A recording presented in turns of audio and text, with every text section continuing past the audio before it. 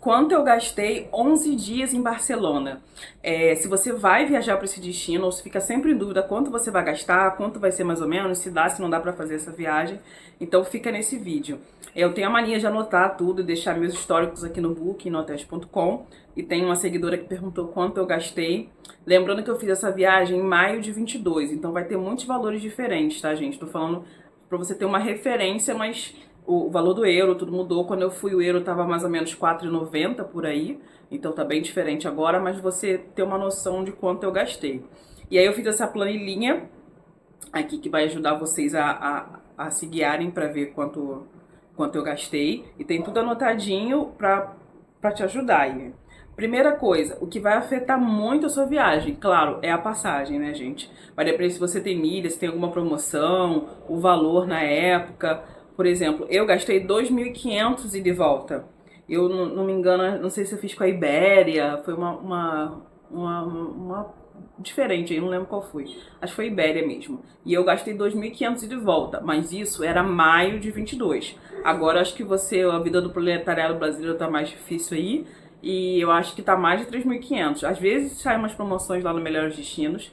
Se você não tem o aplicativo deles, baixa, porque tem sempre uma promoção. E, se eu não me engano, eu vi essa semana 3.200 e de volta, tá? E é o que eu sempre falei, não entre e sai pela mesma cidade. Por exemplo, eu entrei por Barcelona, entrei por Madrid e saí por Barcelona nessa viagem.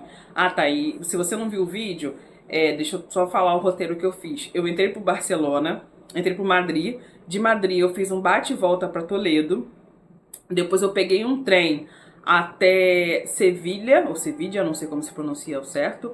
Peguei um ônibus até Granada, fiz um bate-volta. De Sevilha eu peguei um voo para Barcelona, de Barcelona a Rio. Então eu indico fazer, como se fosse um U, assim, né? Eu indico fazer isso que você não precisa ficar indo e voltando e gastar tempo. Granada eu só fui e voltei porque não tinha voo saindo de Granada para Barcelona e o trem demorava muito, não valia a pena.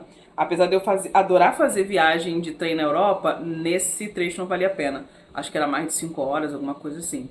E Toledo também não valia a pena, não tem voo e o trem era super barato para ir e voltar, dá pra até você comprar em cima da hora.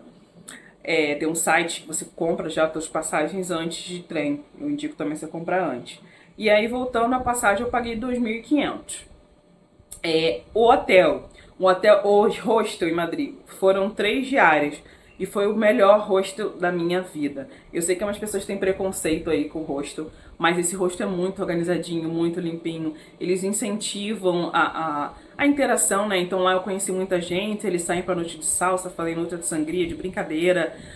O quarto, eu peguei um quarto feminino que eram 4 camas e não eram beliches, eram camas não comuns, assim, de solteiro.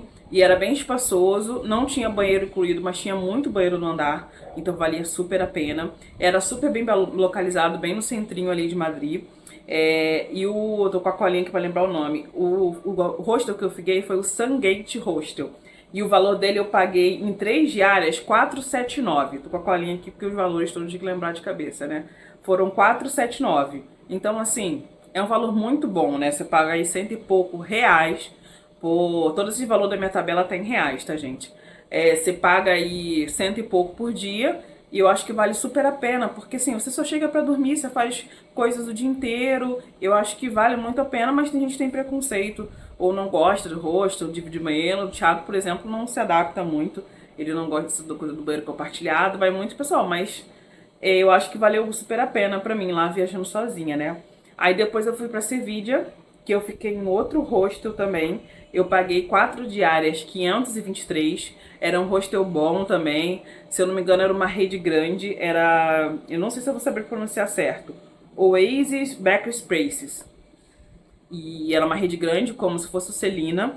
E aí tinha elevador, tinha... Lá no rooftop tinha um bar. Eles faziam alguns passeios. O Pub Crawl, não sei se você já ouviu falar nesse passeio. Que você vai indo em vários bares, sabe? E vai experimentando um pouco daquele bar, e vai em grupo, no final tem uma balada. Então, assim, super indico se você tá sozinho. O quarto era bom, tinha banheiro dentro. Esses já eram beliches. Foi lá que eu fiz a minha amizade, a Rafa, que a gente foi pra uma balada lá em Sevilha. Sevilha é lindo, vale super a pena. Eu deixei minhas coisas quando fui a Granada e voltei. E esse hostel tem uns quartos que tem uma varandinha. E aí é lindo, a visão que tem da varandinha, o pôr do sol lá é sensacional. Então, eu super indico esse hostel também. E aí eu fui para Barcelona, que foi minha última cidade de destino, e eu fiquei no Hostel Fernando. Esse hostel era super indicado, gente. O Viagem na Viagem, que é um site que eu sigo também, que eu, quando eu vou fazer meus roteiros eu procuro tudo lá, ele indica lugares ótimos para ficar. E o que é o hostel? É como se fosse uma pensão. Ela é um nível meio que intermediário entre o hostel e o hotel. E no outro vídeo é o que eu falei. O quarto era, sei lá, 5 metros quadrados, assim, bem pequenininho. E tinha um banheiro e uma televisão, assim. É bem que entrar e já é a cama. É bem pequenininho, mas é tudo teu privado ali. E embaixo tem um restaurante, que é uma pousadinha. Então era super bem localizado. Eu acho que é perto da rua Las Ramblas, se eu não me engano. Super bem localizado. Tinha um restaurante embaixo, movimentado até tarde. Sempre um restaurante, uma recepcionista ali 24 horas. Eu super gostei, tinha elevador também, porque tem muitos hotéis na Europa que não tem. Tinha elevador, era um quarto funcional, ótimo, pequeno. Atendeu bem, porque eu só chegava à noite, atendeu super bem. E por que eu pego no final um hotel, um hostel? Hostel que ela chama, né? Não é hostel, é hostal com A. Porque no último dia você já tá cansado. No hostel às vezes tem a galera que chega mais tarde, tem uma logística de você deixar as coisas sozinho. E aí eu já tô arrumando a minha mala lá no final, já quero deixar as coisas largadas. Então normalmente lá no último ou penúltimo dia, ou eu pego um hotel ou um hostel, como foi o caso, né? E nesse caso eu paguei em 4 diárias 1.515, para você ter uma noção de comparação. Eu paguei 3 vezes mais do que eu paguei no hostel em Madrid.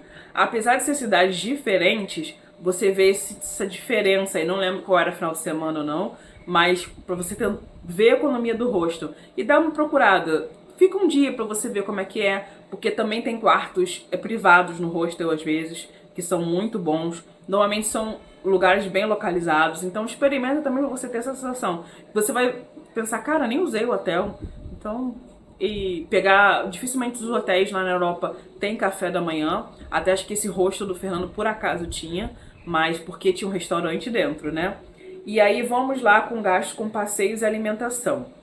Porque o que acontece? Vai variar muito do que você vai fazer. Porque tem gente que vai lá, claro, conhecer estádio, que é um valor alto. Tem gente que só vai fazer free walking tour, que é outra coisa que eu falei pra vocês aqui, façam quando chegar na sua viagem. O que é o free walking tour?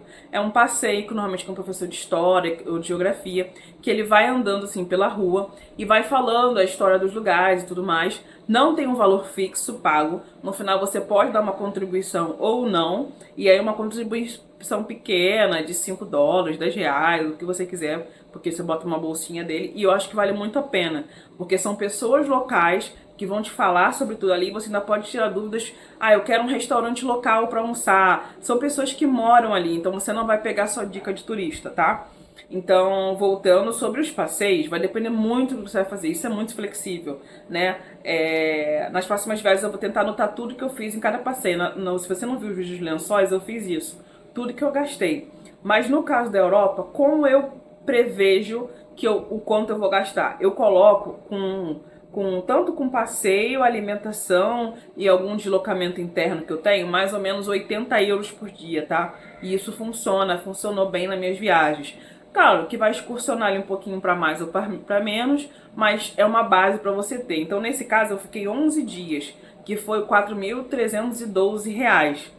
E eu não lembro se eu gastei a mais ou menos, mas foi mais ou menos por aí. Até porque vai chegando no final da viagem, você viu, se você gastou pouco, você começa a gastar. E se você gastou muito, você vai pegando a tua reserva de emergência. Outra coisa, na Europa, antigamente eu ia com todo o dinheiro na doleira, né? Que é aquela bolsinha que fica aqui na sua cintura. Mas hoje em dia você pode levar o Wise, que é um cartão internacional. E se você não conhece, vai lá no link da bio, ou se for aí no YouTube, no link aqui dos comentários abaixo da descrição do vídeo, porque é um cartão que você tem uma moeda internacional e você pode fazer no Pix. Ah, acabou meu dinheiro. Você faz um Pix para sua conta internacional e gasta. Então não tem problema se você não levar a quantidade certa. Tanto a mais, tanto a menos, se você levar a menos, você vai colocando dinheiro durante a viagem. E se você colocar a menos, se você colocar mais, depois você pega, volta o dinheiro para tua conta. Então é muito confortável, porque antigamente você tinha que andar com aquele bolo de dinheiro, né, que era horrível. E se você te faltasse dinheiro, você tinha que usar o cartão de crédito, que é um IOF aí alto, agora deu uma baixada, mas é um IOF alto. Ou se você levasse mais, depois você ficar com aquele dinheiro que você tinha que trocar aqui. Ainda mais se for moeda, depois você não consegue trocar. Então eu recomendo muito usar o Wise, sabe? É o cartão que eu uso. Eu só tô tendo um retorno que na Argentina não tá funcionando muito bem. O Nomad sim, mas o Wise não. São dois tipos diferentes.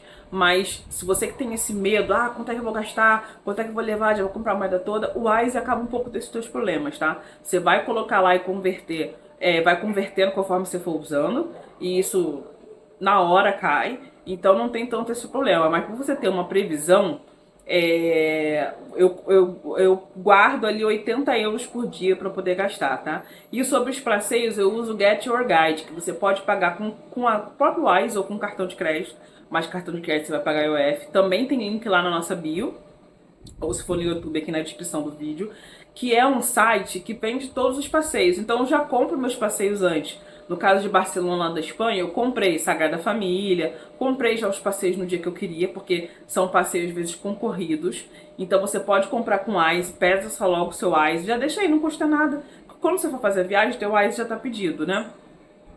E aí você compra teus passeios, então assim, vai ficar só pra lá a alimentação e se você já comprou os passeios internos de trem, vai ficar mais a alimentação e alguns passeios, alguns custos que você tiver. Então você vai conseguir planejar melhor, né? Isso que eu normalmente faço nas minhas viagens.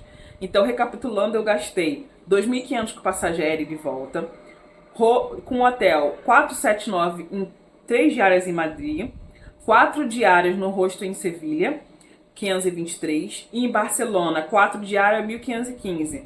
O passeio e alimentação foi em torno aí de 4.312, então eu gastei um total de 9.329 em maio de 22 para Barcelona para 11 dias. Eu espero que isso te ajude a planejar a sua viagem. É claro que não é taxativo, que vai depender muito se você é um viajante econômico, se você vai ficar em hostel ou hotel, se vai ficar num hotel caro, mas dá para servir como uma base. Se você for seguir mais ou menos as coisas que eu for fazer aí, você vai ter que só ajustar os valores para agora 2024, tá bom? Espero que te ajude esse vídeo.